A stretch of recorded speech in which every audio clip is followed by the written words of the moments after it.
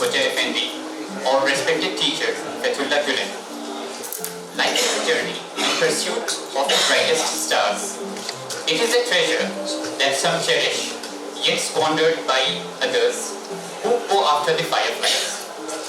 The direction we choose is ours alone to make.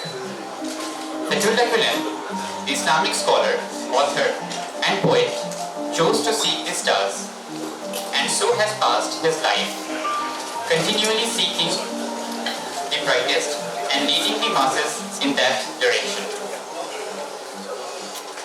Fethullah Gülen said, "Those who pursue high purposes and take action to accomplish them remain alive." His entire life stands as a powerful testimony of his words. Those who hold the holy grail of hope in their hands should fashion the hearts of generations with lofty goals and guide them to the paths leading to the fountain of revival. Guided by the Quran and the Prophet Muhammad's life, may peace be upon him, Gülen urged tens of thousands to cherish this treasure of life, to live fully, and to breathe life into others, not to squander the precious gift they have been given. Throughout history, each scholar has drawn unique insights from the tradition, developing distinct approaches to engage with the world. His myth, serving God through serving humankind, became the guiding principle of Gülen that he derived from the Prophet's heritage, a blueprint tailored to meet the needs of our age.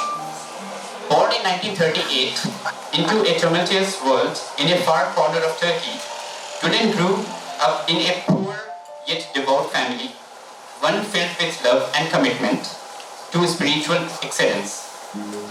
Despite the harsh economic conditions and the political persecutions faced by the faithful leader under the ruling regime, his family immersed themselves in Islamic knowledge and devotion. Deeply inspired by his parents' commitment to faith and having been tutored by some of the notable religious scholars of that time, Gülen quickly emerged as an influential preacher with scholarly authority in Islamic sciences. In the 1960s and 70s, his heartfelt sermons, evocative of the time of the Prophet, drew a growing nationwide following. What truly set him apart, though, was his emphasis on education and dialogue. We must wed the mind with the heart, Gülen said, encouraging scientific exploration of nature and the cosmos with a spirit of awe and wisdom, while also calling for self-discovery rooted in honest faith and practice. Gülen's efforts and compelling teaching gave rise to what is now known as Hizmet, a global educational movement whose volunteers have established hundreds of schools across the world. Through extensive outreach programs, Hizmet has connected with diverse communities of faith, culture, race, demonstrating that peaceful coexistence is always possible despite our differences. In response to Gülen's emphasis on charitable work and economic solidarity, the movement actively works to alleviate poverty, particularly in underprivileged nations, by providing relief through hospitals, health clinics, and the construction of water wells. Gülen was famously known for his unwavering stance against violence, radicalism, and the exploitation of religion, especially Islam, for political gain. Despite his dedication to these values, he was perceived as a threat by the ruling elite of Turkey, who ultimately forced him into exile, never to return. Like many luminaries before him, Gülen faced repercussions for the ideals he championed. After a life of service dedicated to humanity, Gülen passed away in Pennsylvania, USA on October 20th, 2024. Despite spending his last 25 years in exile, his message of peaceful coexistence continued to thrive and gain acceptance worldwide. Following in the footsteps of scholarly giants of the past, he taught until his final days, fostering dialogue across different walks of life between secular and the religious communities, East and West, science and faith. Now on the path to the stars, and having returned to the beloved, his legacy continues to inspire a commitment to peaceful coexistence and service to humanity, principles that resonate powerfully in today's polarized world.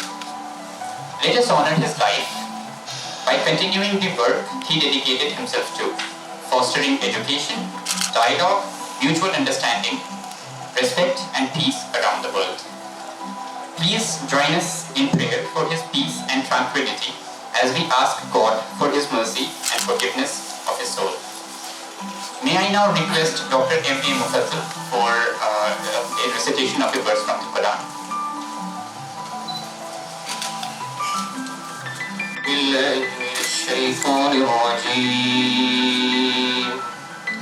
بسم الله الرحمن الرحيم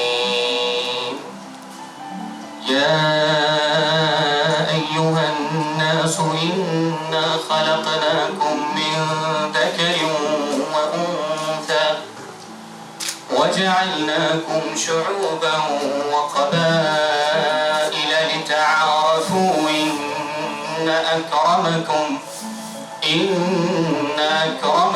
عند الله أتقاكم إن الله عليم خبير صدق الله العظيم. In the name of Allah, the most gracious, the most merciful. O mankind, we have created you from a male and female and made you in peoples and tribes so that you may get to know each other. Inna akramakum indallahi atqakum, the most noble among you who is the most righteous. And truly, Allah is the all-knowing and all-aware. We humbly dedicate this verse as a testament of unity, peace, mutual understanding and universal harmony to the noble soul of Hocaefendi Fethullah Gulen, who stood as the beacon of light for peace, tolerance and dialogue. And let's honor those who are inspired by the universal values, of mutual understanding, and chose the path of mutual understanding and dialogue. Thank you.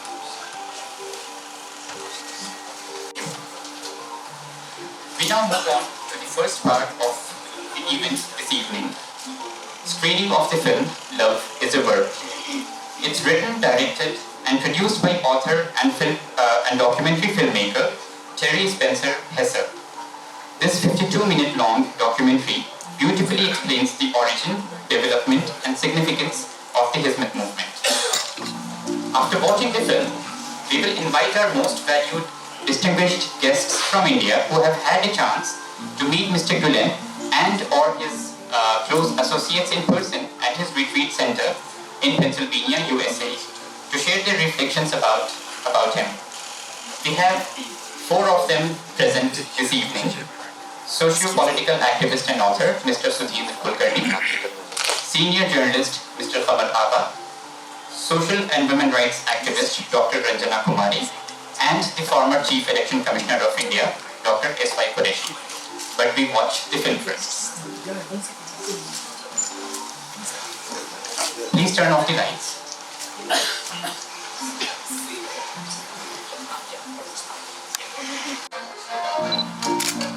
This is the story of a man, a Turkish Muslim, a scholar, a preacher, and the global movement of social activists he inspires. In 2013, Time magazine named him one of the most influential leaders in the 1960s on Turkey's west coast. Fethullah Gülen was a young preacher at the time, and his sermons were radically different from other religious men. Normally, we go to mosques and we hear preaching about Islam, how the Prophet behaved like this is what is written in Quran, etc., etc. I remember him speaking to university students.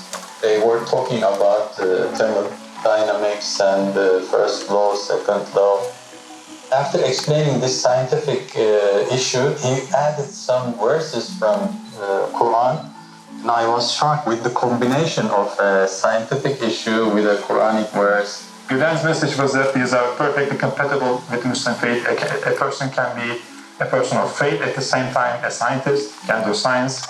Democracy is... He showed the connection between Islam and science.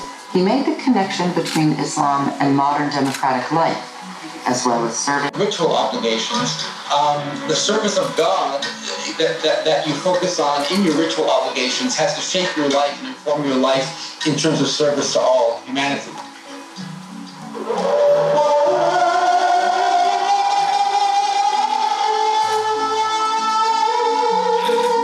Turkey is a Muslim country, but because of its location at the crossroads of East and West, its historic appreciation of diversity, ethnic variety, mystical Sufi influences, and 20th century radical secularism, its interpretation of Islam is unique in the Muslim world. Since they were on the very edge of the West, they were on the edge of Europe, they discovered modernity before other Muslim societies.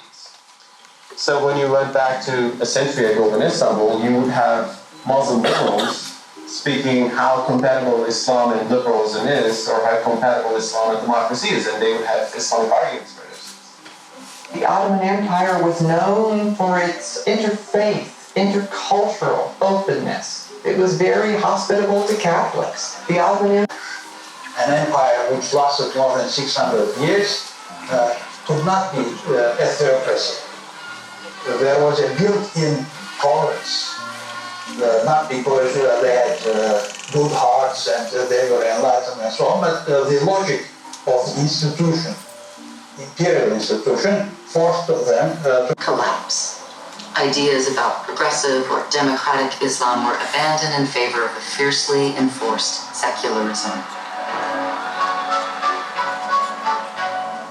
Mustafa Kemal Atatürk, war hero and first president of Turkey, is the only man in the world who can be credited with almost single-handedly creating a republic out of an empire. And he did it by creating an ideology that was antithetical. Looking to the West as a model, Atatürk believed that modernizing Turkey could only be accomplished by abandoning traditional Islamic culture. To enforce Turkey's emancipation from religion, he implemented strict laws and policies that effectively means separation, which means freedom to believe or not to believe. And in fact, secularism in Turkey in the old days was very negative about religion, and in fact anti-Islam. Therefore, they are not fit to govern themselves. Therefore, until people are ready, they believed, they should be governed with an authoritarian system. Authority during the Ottoman times, Turkey's secular government exercised complete control over religion. In 1966, Fethullah Gulen was a young preacher appointed to a state-monitored Quranic school, where his popularity grew in direct proportion to his pious pragmatism. He began saying, what Turkey needs right now, like all of the Middle East, is education for its young people. We need to teach people, not in madrasas, not in mosques, but we need to teach them math and science. Benim inancıma göre en önemli mesele eğitimdir. İnsana yapılan yatırımdır. By the late 1970s, we were opening tutoring centers and dormitories to help students outside of the elite class. Eventually, they began to build schools. In 1982, the first school established by the followers of Fethullah Gülen opened in western Turkey. It had only 18 students at the time, a number that has swelled to over 600, with most boarding at the school.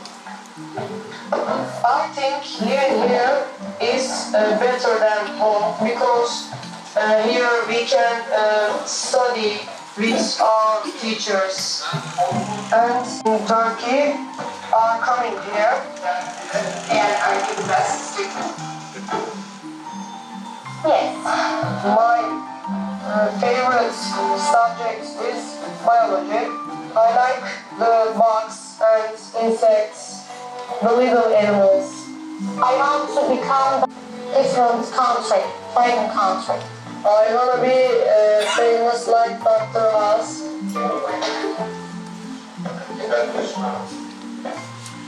No.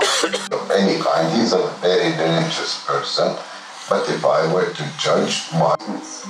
A model that opened the door to higher education for children who don't belong to the secular elite ruling class. But Fethullah Gülen's democratic vision was a global one.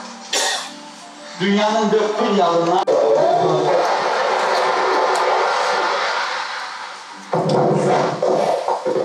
Saray Bosna şehri kuşatma altında kaldı.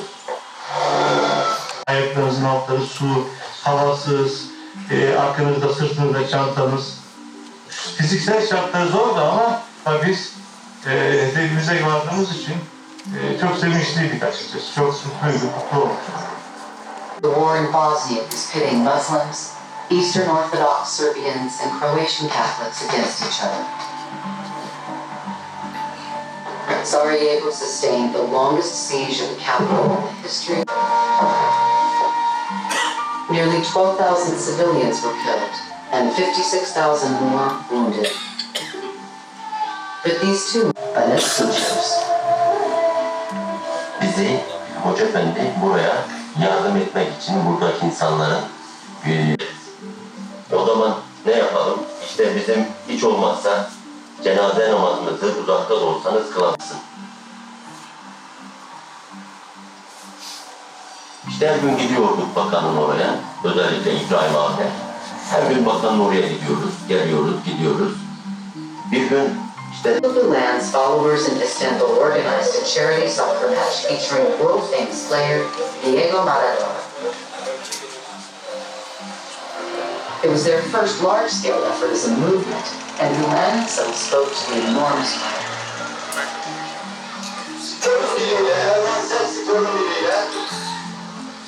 Dünya medyasından beri olan bunca fezai ve fecai arenada kavga edenleri seyrediyor gibi seyreden Ademi İslam halklarına bir şey anlatır mürazasıyla. Bir kere de evrensel sporun diline sığındık. The event raised enough money to open 3 schools in Bosnia, one of which was attended by Syed Ahmet, who remembers his Turkish teacher and lessons of love and forgiveness. When I see Mr. Ali, with his smile, he is taking your heart. There is no badness in our school. There are Serbian, Croatian, Bosnian, and they really teach us, you cannot teach me how much can I love you. Let's try to love people. And that teacher come here and teach us something like that. Decades after the war, the Turks remain in their adopted country as teachers as well as sponsors of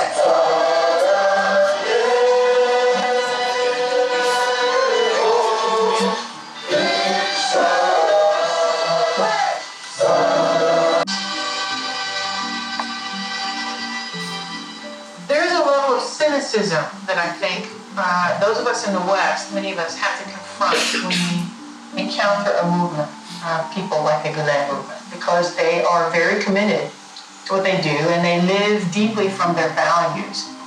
I have asked them, hundreds of them, what draws you to this movement? How did you get involved in this movement? And for many of them, they wanted their children to go to the best schools, and the best schools that were academically going to be living their own lives in such a way that there's meaning and value and happiness from that, but also making a difference in the world, making the world a safe place for everyone, including their own children. And I felt really confronted on a personal level, not just as a professional, but personally I felt confronted by it because I realized that I myself had become cynical and didn't really believe that people could operate and live in the world from those types of. The movement is known as the Hizmet movement, after the Turkish word for service, and also the Gülen movement, after its inspiration, Fethullah Gülen. He is the person who helps me put my life on a solid foundation in terms of making meaning in my life, in terms of having this serenity of my heart as to why I live, what my life serves.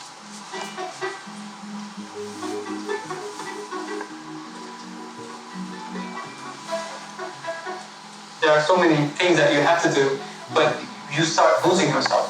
So getting together in the sohbet, you restructure all your priorities, and that's with that you start feeling human again.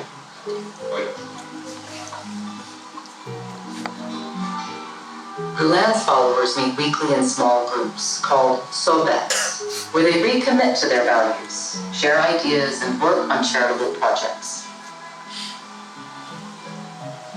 It can be a scholarship, or it can relate to the Ramadan.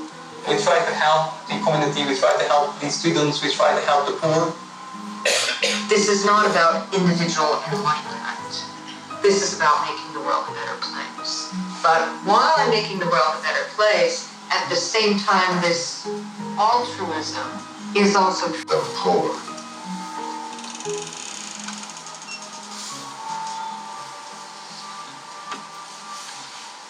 The exchange of ideas and beliefs with people of other faiths and cultures is a cornerstone of Gülen's teaching.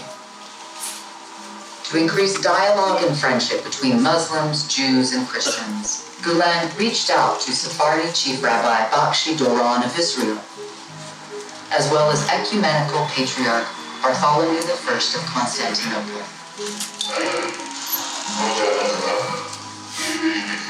Way before it was really fashionable, because it's in the core of their teaching. The movement now owns a think tank, a book publisher, a television station,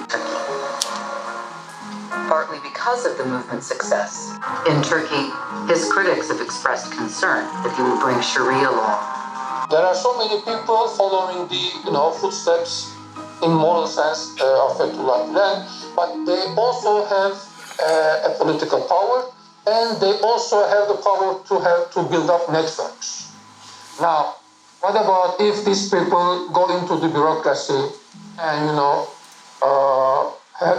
have a kind of their own hierarchy?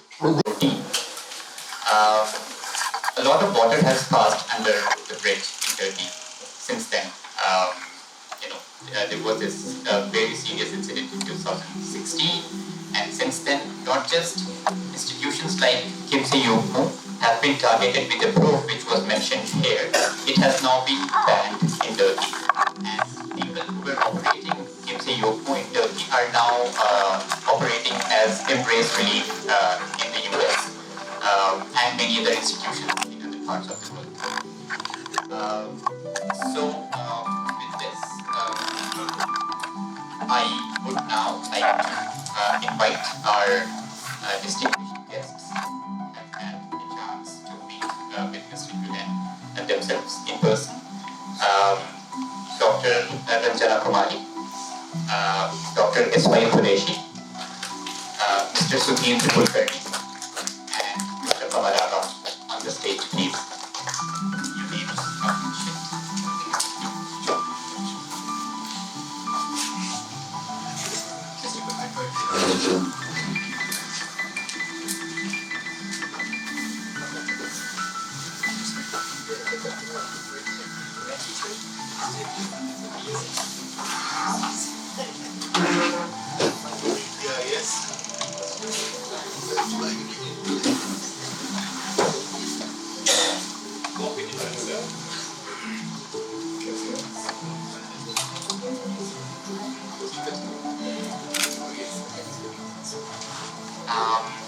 On a lighter note, I should also say that in the beginning I mentioned that there are two parts of this event today, the screening of the film and discussion.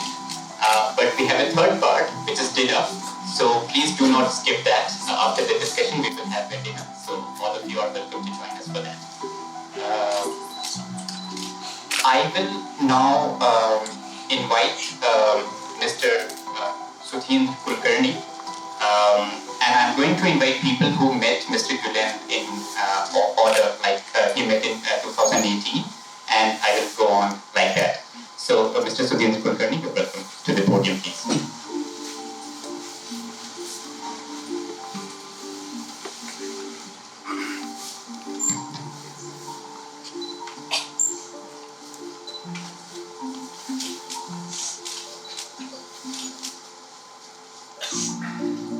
My dear brother, Dr. Quraishi Sahab, Dr. Ranjana Kumari ji, Kamar Agha, members of the India Islamic Center, other friends from Indialogue Foundation, ladies and gentlemen, Namaste, Salam Alaikum. We have assembled here to pay homage to and celebrate the life of one of the great teachers of humanity who passed away on the 20th of October this year. He is Hocaefendi, Fethullah Gulen. Hocaefendi means master teacher, Mahaguru. Gulen was indeed a guru to the world, one of the most enlightened scholars of Sufi Islam in our time. He believed in and he practiced and propagated dialogue for education, dialogue for tolerance, dialogue for mutual respect, and dialogue for peace. And as we just saw in this film, he inspired tens of thousands of volunteers, committed, dedicated, selfless volunteers to not just preach these ideals, but actually to practice in many corners of the world. I had the good fortune of having his darshan in September 2018 at his ashram in Pennsylvania. And I call it ashram. He called it spiritual retreat. It comes to the same thing.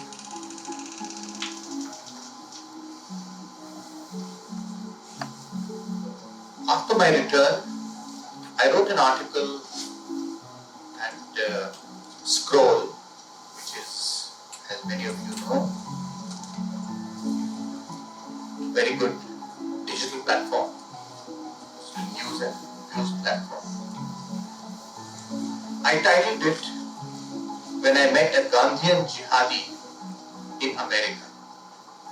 Gandhian Jihadi in America. Fethullah Gülen, a self-exiled Turkish scholar, was using his movement to propagate greater jihad, a very important principle, concept in Islam, but also one of the most misunderstood concepts in Islam. Jihad in its true sense means self-purification, self-improvement, self-transformation. Although jihad, many non-Muslims associate jihad with all kinds of things, love jihad, and you know what that's happening in our own country, unfortunately. And similarly, many people who call themselves Muslims, by jihad, they understand and they practice violence, coercion, jihad of the sword, or jihad of the bombs.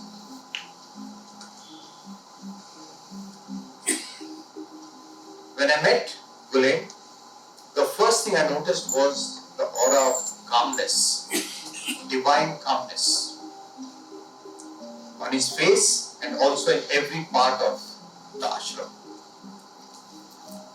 His head was covered by the Islamic skull cap because the only crown he recognizes is that of the all-powerful Allah. He was then 81 and he looked frail, and the frailty accentuated by a fever he was running. The previous day our appointment had been cancelled because of his high fever. I thought my meeting would not materialize. I returned that day, but instead he granted me an audience the following day. I was told by his associates, even though Hocaefendi is unwell, he wants to meet you. So we were led to a large prayer hall, which, though full of devotees, was tranquil. It was a picture of serenity. Being the only non-Muslim amongst them, I sat in a far corner. But as Gülen walked into the hall, he spotted me and signaled with his hands to sit next to him. He then led the Islamic prayer, which was long and interspersed with deep spells of meditative silence. After the prayer, I was led to another hall where Gülen received his visitors. Welcoming me with a warm handshake, he surprised me again, asking me to sit in his own chair. He himself took a less prominent chair and, with the help of a translator, said that he was very happy to receive a friend from India. He praised India as a land that cradled an ancient and rich civilization, and one that became home to many people of many religions coexisting peacefully. I said, "Thank you, Your Holiness, for giving me this rare honor to meet you. In spite of the doctor's advice to take rest, I have come here as a devout Hindu and a self-appointed representative of all the people in India who believe in the noble values you cherish. Above all, the the value of dialogue, mutual understanding for peace in the world. I then told him about my passionate conviction and my activities aimed at promoting Hindu-Muslim harmonization on the one hand and India-Pakistan normalization on the other, the two being interrelated parts of a common historical agenda. When he heard the word Pakistan, the look in his face grew more intense. I therefore briefly explained the nature of the problem between our two countries. The wars we have fought, the fruitless search for a just and humane solution to the Kashmir issue, the bloodshed due to terrorism and other types of violence, the shameful reality of poverty and socio-economic disparity in both countries, and the imperative need to find a lasting solution for peace and development in all of South Asia. Listen to me, listen to me and said, I pray for peace between India and Pakistan. Indeed, the entire world is restless for peace. At this point, I presented to him my book on Mahatma Gandhi and said, Gandhi was a pious Hindu, but he had the highest regard for Islam and Prophet Muhammad. He sacrificed his life for Hindu-Muslim unity. Gülen remarked that he had great respect for Gandhi and his philosophy of non-violence. He said, it strongly resonates with Islam's message of peace, mercy, and universal brotherhood. Gandhi's life, especially his insistence on peaceful resolution of conflicts and his efforts to build bridges between Muslims and Hindus, has had a deep influence on me, he said. I then made an appeal. Your Holiness, 2019-20 marks Mahatma Gandhi's 190th birth anniversary. May I request you to send a commemorative message to Indians on this occasion? He agreed. He sent a very heartfelt message on Gandhi Jayanti, which I reproduced in my article. It was truly a memorable day for me. Dear friends, my acquaintance with Fethullah Gülen had begun in the early 2000s. I was in the BJP then. I had started reading books and articles by him. My respect for him had stemmed from his stern and unambiguous denunciation of Osama bin Laden and his army of terrorists. This prompted me to write an article in the Times of India in 2005. It was titled An Islamic Voice of Reason and Reform in America. Because, by that time, they had gone to America as in exile, self-imposed exile. I said here was an influential Islamic preacher who had called bin Laden a monster. Gülen said in one of his articles that bin Laden has sullied the bright face of Islam. The reparation for the damage he has caused requires years of work. Substituting the Islamic cause for his own cravings, he is committing monstrous acts.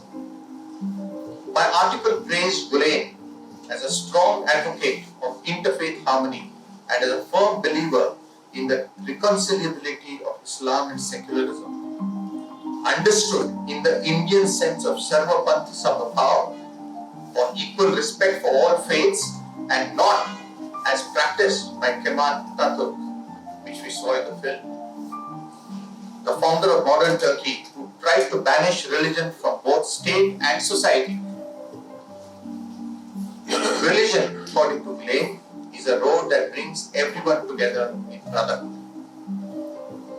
Regardless of how adherents of different religions follow their faith in their daily lives, all religions exalt life-sustaining values such as peace, love, tolerance, forgiveness, compassion, human rights, and justice.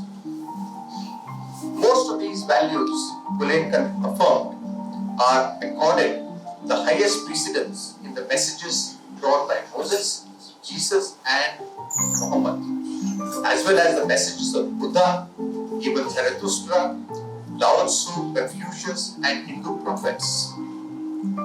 These are Fethullah Gulen's words. As a Muslim, I accept all prophets and books sent to different peoples throughout history and regard belief in them as an essential principle of being Muslim. Gülen condemned terrorists carrying out barbaric acts in the name of Islam because of his conviction that evil means cannot justify seemingly noble religious ends. A Muslim cannot say, I will kill a person and then go to heaven. Around the same time, I came in close contact with many volunteers of the Hizmet movement in India. Hizmet, as we saw in the film, means service or seva. It is the Hizmet movement inspired by Gülen was and continues to be one of the largest seva movements in the world. Especially what they are doing in the field of education, friends, is almost unparalleled. I've seen their work in India, in America, in Africa. Gülen said in his book, Toward a Global Civilization of Love and Tolerance, education through learning and leading a commendable way of life is a sublime duty. By fulfilling this, we are able to attain the rank of true humanity and to become a beneficial element of humanity. And we saw in the film how in the most difficult circumstances, in war zones, in conflict areas, the volunteers of Hizmet movement have been going and doing truly religious service of God and service of humanity.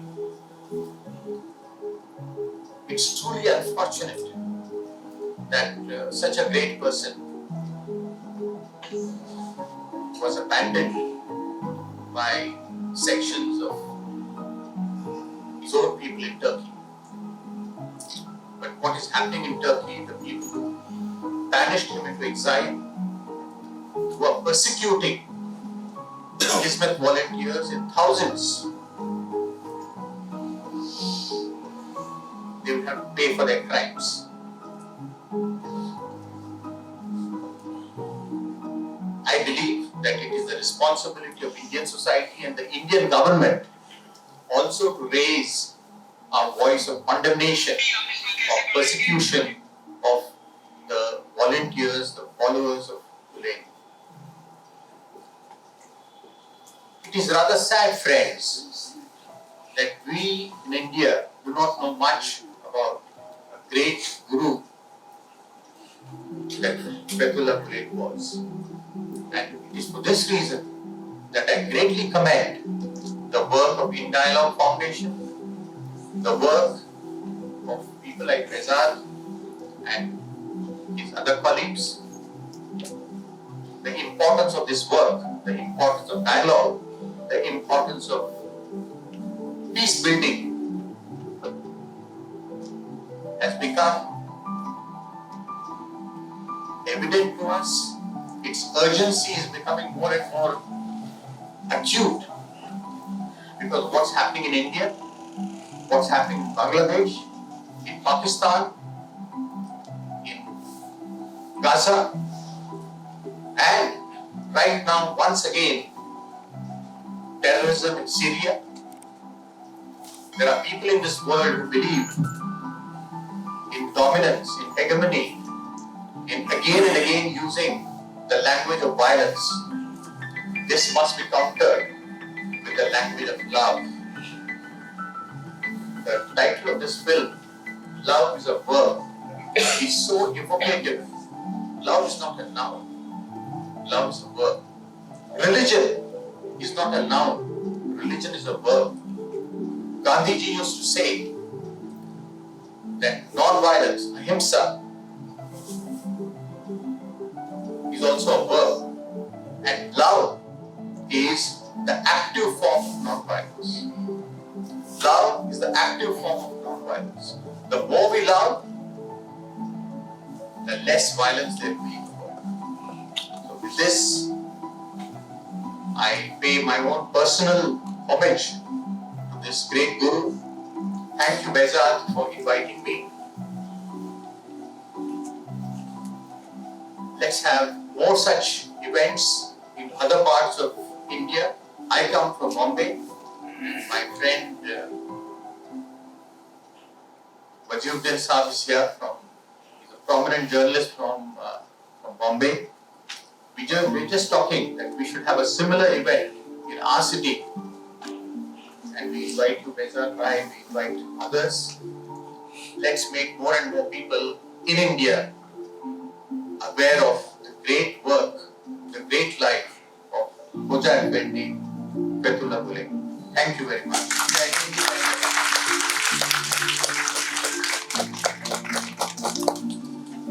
Thank you, Kulkarni Abi, as I call you lovingly.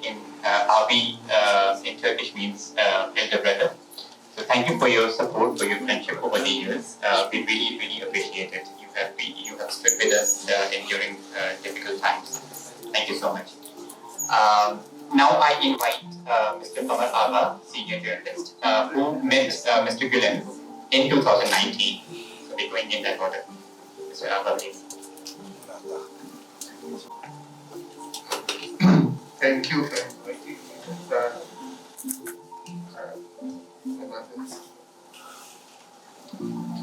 It was a wonderful meeting. I met with him and Razak was there. And I talked to him for about an hour. My basic talks are centered about India-Turkish relations. And we had a lot of interest in India, as Mr. Kulkarni had mentioned. He wanted to know more about the poet, Baal, then other things. Then during the discussion here, the Khilafat movement came. So he had a lot of interest in Khilafat movement. What sort of a movement? He read about it. He knew something about Khilafat movement. But he wanted me also to explain him what was happening and how I explained him the detail of Gandhiji has stood up this movement, become a national movement, and all over the country. It was movement. They spread throughout and who were the leaders and what sort of slogans, what sort of the demands in restoration of Khilafat and its impact on India. Because India was the only country, I think, where the Khilafat movement was very popular. Most of the Islamic world was not taken up by the people or by the others. But here, because Indians have realized, the evolution of the Khilafat movement would divide Muslims. And this is what exactly happened. And now the problem is Khilafat cannot be restored also. So much division has taken place. So we were talking about all these things, When I explained to him, we have a Khilafat house in Bombay. And when I told him that Khilafat March every year is taken up, he was surprised to know all these things. Plus, the others were there, who were also asking him questions. And he was explaining many things to us. He was in a good mood, he was in a better health. And then his emphasis was peace, compassion. I used to tell these people, Azad and others, he was a modern day Sufi. He has interpreted Sufism into modern day. And his interpretation is that the best service to mankind is khidmat. And the best khidmat is to promote education. That is the main thing, because he realized that deficit in Muslim society, why they have left behind? What are the causes? So the first thing that Muslims should have access to quality education. So he started opening a school, and especially for the poor people. So he opened the school, then he needed hostels. So hostels were built, food was provided to these students. In fact, one of the very good food provided. I have been to some of these hostels in Turkey, I have seen them. And the education level is very high in these schools, the best schools, the very poor schools. Then is a general thing, much has been said, and I don't want to repeat, faith in democracy. He was opposed to kingship. He did mention this thing, but his interpretation of secularism was very close to India. His secularism means that people of all faith can work together and liberate their respective religions in private and public, like India. This sort of thinking. Not the French secularism, the type of secularism Turkey used to have, anti-religion. No, that wasn't what he was. And he believes in diversity. This is what I realized, and I read also a lot about him. Unity in diversity, that was the concept. All can live together. Everybody has a right to live. And should not fight with each other. If there are differences, dialogue. He believes in dialogue. Peaceful settlement of dispute, negotiations, faith-based dialogue, which he started. His movement was also a faith-based movement. And he was trying to project a progressive Islam, which is for basic, every religion has two things. One is rituals. In Islam, the ritual is namaz, roza, hajj, zakat, all these things. And the other thing is the message of peace. So he combined both, because Muslims largely have forgotten about the message of Islam. That is peace. So he was very concerned about it. And he wanted to promote that. And that is through his mother. That was his instrument of propagation. And Islam should be modern. It should be with the time. I mean, look at these people, you should wear a modern dress. If you work in a factory or teach in a school, you can't go like, you should not go back in history. He looks forward. That was his forward-looking Islam. The science, technology, education, modern education, he was emphasizing all these things.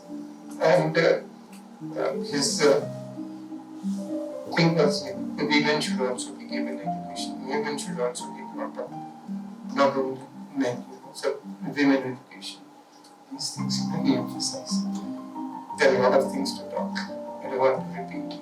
Because Mr. Kulkarni has dealt great length. Thank you. Thank you very much. Thank you, Kamar Agha, also. And as I said about Kulkarni Agha, thank you also for your friendship and support for a very long time. Now, I would like to invite Dr. Ranjana Kumari to the podium. She met Mr. Gülen in 2023, which was a post-COVID era. And as all of us can understand, it was a different world. It is a different world for all of us, especially for an old person like Mr. Gülen. His health had worsened. So, Mr. Kulkarni and Mr. Qamar Agha, they had a chance to interact with him, which Dr. Ranjana Kumari could not, although she got to see him. So, but she visited different institutions and met with his associates and close friends.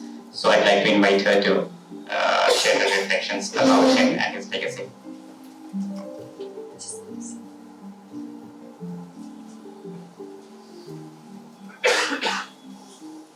Thank you, Professor. and my esteemed panelists, Quraishi Saab, Kulkarni ji and Qamar Agha.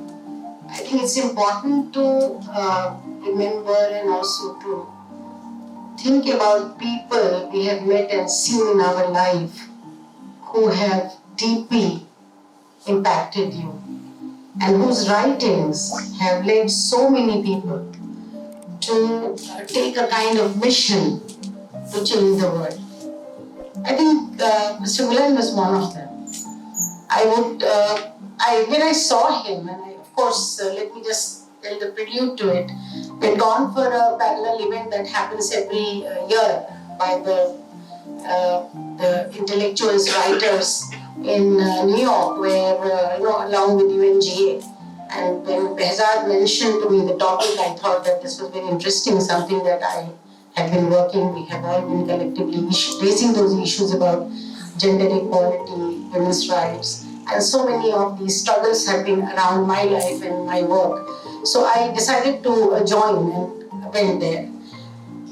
After the meeting, of course, Behzad was a little skeptical about, whether we would be able to meet him, see him. But, I somehow come from the background and the personality where I don't give up. I just don't give up. So I said, no, so he said, okay, let's drive up to the place. And we went to Penn State and to the retreat, which is the ashram, as Kulkarni ji has given a very nice, we all immediately understand what the place must be like when you call it ashram. So then we went there, and of course it was very nice to, first we were waiting, everybody was worried whether we will be able to meet him, see him. So including Behzad was like feeling, oh, I brought you ma'am here, will we be able to see him? But this is 50-50, we don't know because he's not well. So we all were waiting in the waiting area, and then of course in the hall, which Kulkarni ji mentioned, and everybody and Behzad went and also did his prayer there, and I was quite impressed because everybody was like, soldiers of a peace army, which is, trying to do things which are just the right things in life, everybody. And I think when I come to the Islam that Gülen, according to my understanding, propagated and promoted. I think so. Anyway, after that, we were all again brought to a smaller room, and we were told that let's wait. Maybe he will come out. He's very, very unwell. And it just so happened. I said, no, we will meet him. Let's just wait. And then, of course, he came out, and it was very nice. He was very frail, very unwell, but still he came out to meet us all. And then, I could understand that a very favorite young man standing here, Behzad, he said something to him which I couldn't understand, which is the language I didn't understand. And he asked about his well-being.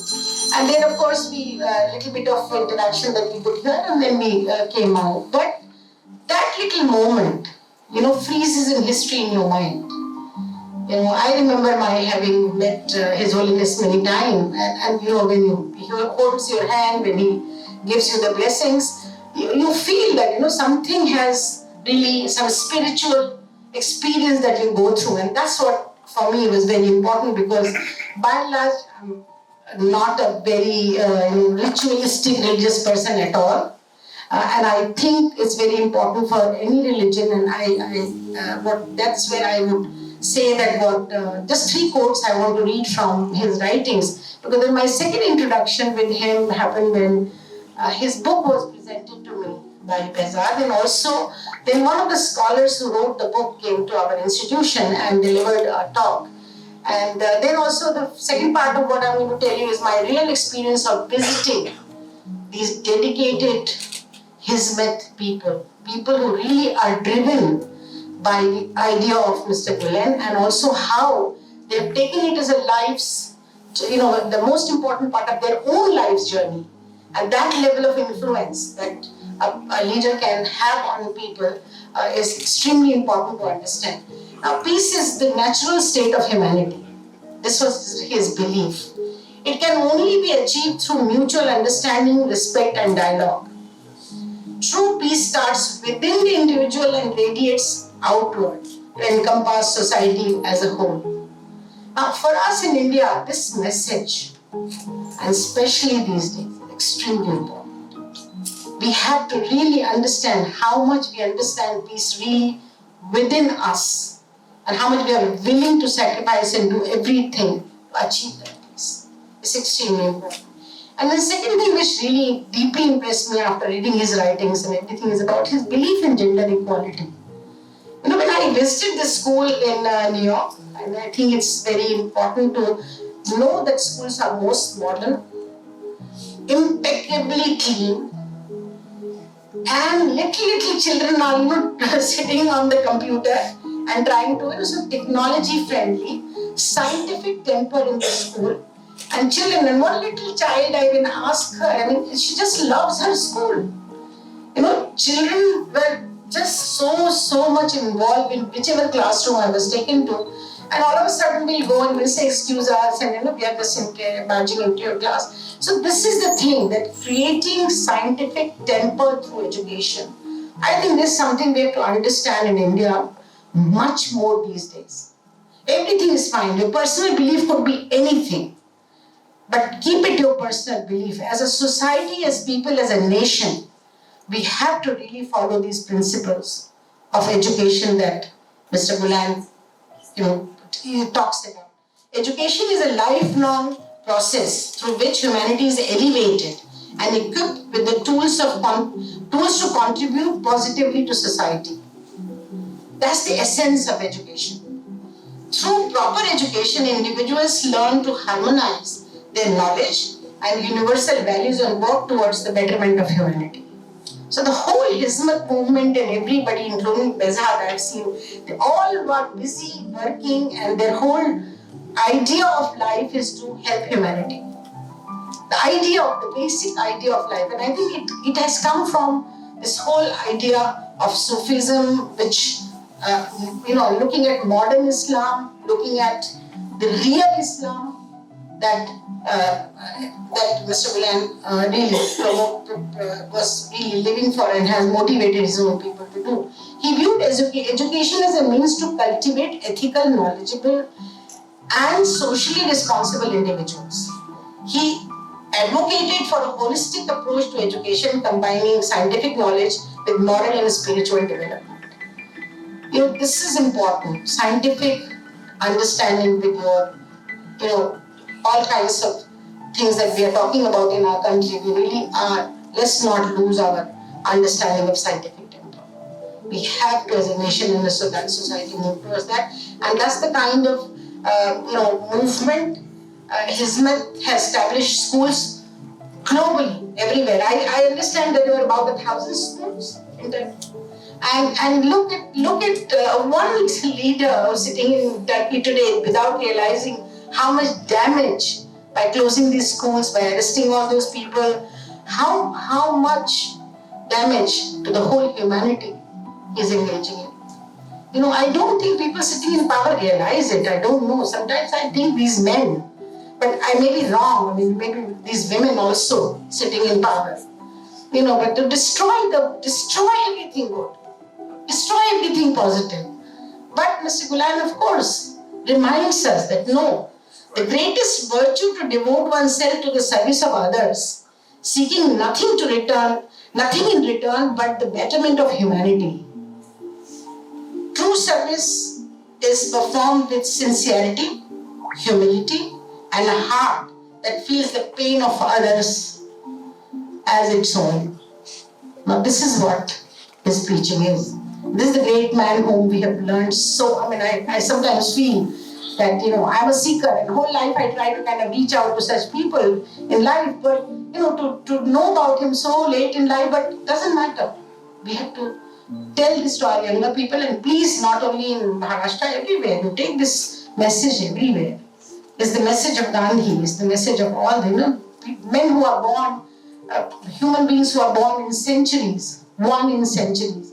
They give this message, and we as human beings forget, and we start walking the path of our own destruction. I think this is where I have a lot to tell you. And of course, one last thing is that wherever I have met the Hizmat people, whether it is in Iceland or it is in, anywhere, in Finland, in any country. I mean, like, when you meet them, you feel that, the warmth, the welcome, the way they all cook the food and everybody eats it together. I mean, it's just really something amazing.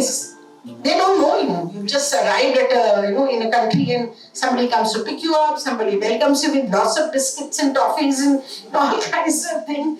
Here's the people. I mean, I must say that they are the most loving people in the world.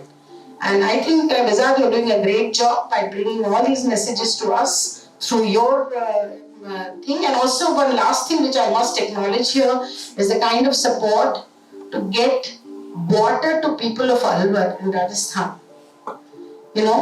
The kind of support that has come, that women made their own pond through that support, and there's a water that is available to at least a few hundreds of villagers, if not thousands. So I think this is the kind of contribution that we are sitting there, whether it is Embrace Relief, whether it is organizations in Germany, whether it is Behzad doing the work here. So please let's remember him with all deepest, and my, of course, Shraddhanjali from deepest of my heart. And also on behalf of all of us women, we're happy for one Islamic voice. Many are there, but which is really believes in gender equality. Thank you.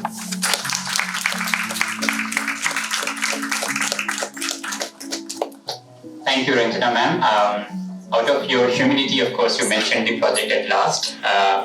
Thank you for your support in making it happen. We established an organization called Hope and Action Foundation. Indialogue Foundation is an old organization, but Hope and Action Foundation was established during COVID pandemic. And we have been doing some small projects, but the project in Rajasthan is our largest project as yet, and we did it with support of Dr Ranjana Kumari's organization, Center for Social Research. So we are very thankful for that. Now, last but not least, I would like to invite the former Chief Election Commissioner of India, Dr. S Y Quraishi, to the podium to share his reflections. And I must mention, would you like to speak on this, sir? Wherever I sit in the podium. Okay, right. That's the IAS spirit here in the hall. So thank you. I must mention now before Dr. Quraishi speaks, he has spent a whole life of service in serving the country. He has served as the Chief Election Commissioner of India. He's a retired sort of bureaucrat, but very young at heart. And despite some health issues, he kindly accepted my invitation to visit the US, take a long flight, and also agreed to travel in premium economy. One leg of the travel was in premium economy, and then because of some problem, because we missed a flight, we had to travel in economy class. And he, went with us, supported us, visited the institutions, attended the program, and we came back here. So we're very grateful to you, sir, for all that you have done, and thank you so much. Over to you.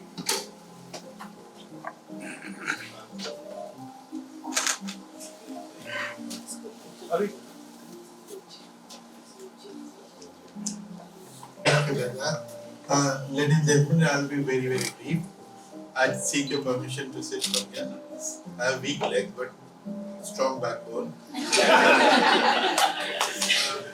Since the three panelists, my friends have already described in detail the movement, the one person behind it, I have nothing more to add. I went there only 3 months ago, and I also went to Pennsylvania to what was described as an ashram, but he was very ill and very weak, so we couldn't see him.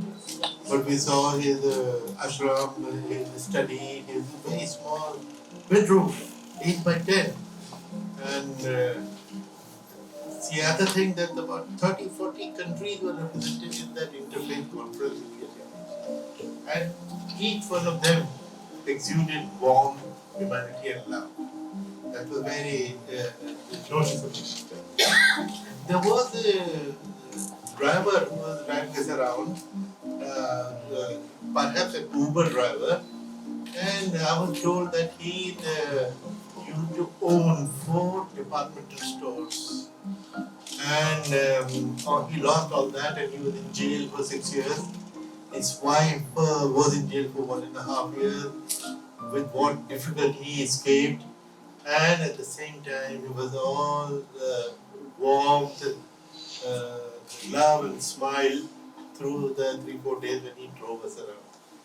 And the people who invited me to different homes, a lawyer and a businessman and all kinds of people, they all shared the same quality of warmth and hospitality. And I really came back very, very tired. In the age when we have the Islamophobia,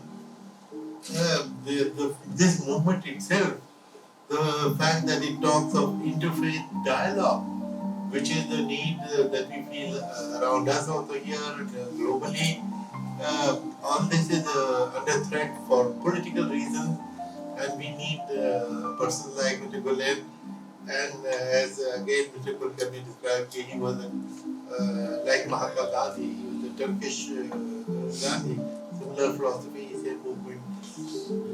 I also went to a school, and I was told that there are 350 schools. Now, how could anybody feel threatened by a school? And the children there, they were all from our community, and what they were being taught was the subject like science, chemistry, physics, and mathematics. So, perhaps a ruler anywhere in the world feels threatened by people who have a large following, who become popular. So they feel that these guys can threaten them at some stage. Even Erdogan was initially very close to him, and he made use of his popularity. And later on he became hostile. I haven't studied in detail, but the fact that he became so hostile that millions of his followers were jailed. Not a small time hostility. Really big. It was, of course, a very sad story.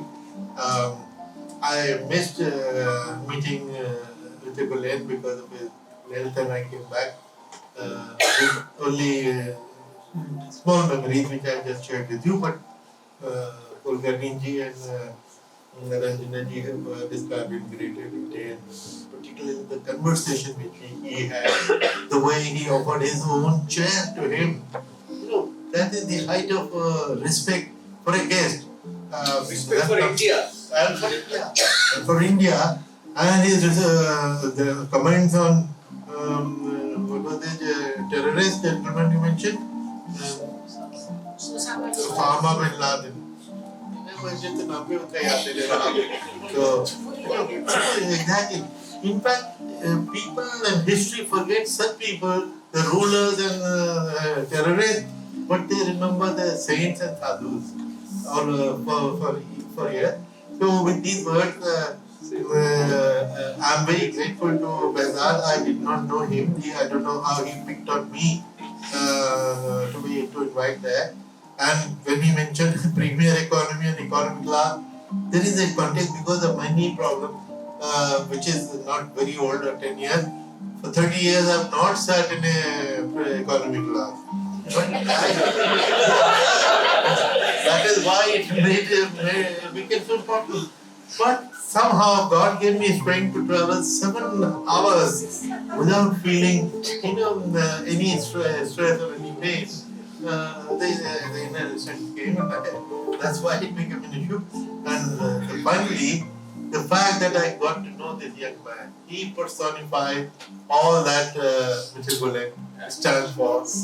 Warm, energetic, dedicated, a person full of humanity, interest in education, dialogue, and God bless you, Behzad, that you gave me such a unique experience. Thank you very much.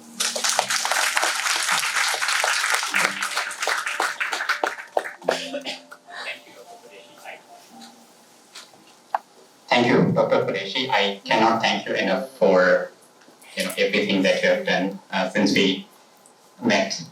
The question.